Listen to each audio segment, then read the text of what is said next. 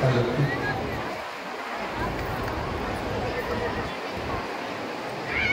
चाय की पत्ती को कितना भी उबालो उसमें कड़वाहट होती ही नहीं होती। चाय में कड़वापन होता है कि होता है ना। 70 डाल दो चाय की पत्ती में, उसका कड़वापन जाएगा क्या?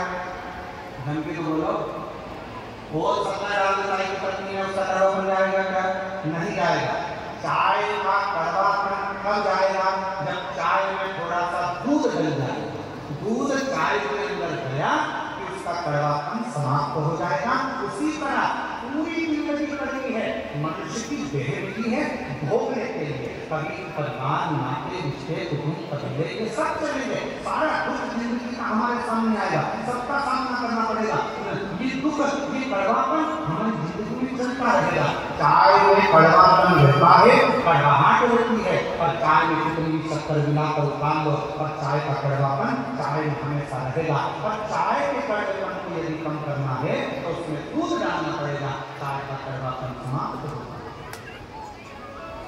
दूध डालते से चाय की कड़वाहट समाप्त हो जाती है। उसी तरह जिंदगी में कितना भी कड़वापन हो, जीवन में कितना बड़ा भी दुख हो, शंकर के नाम का बस उच्चारण करते से ही हमारे जीवन का भी दुख समाप्त होता है।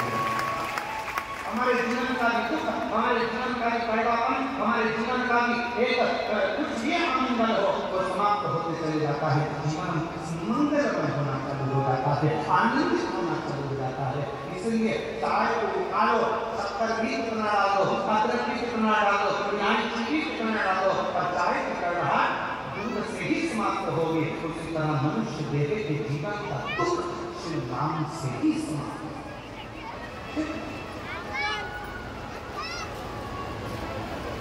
कहीं पर भी बैठ कर कभी भी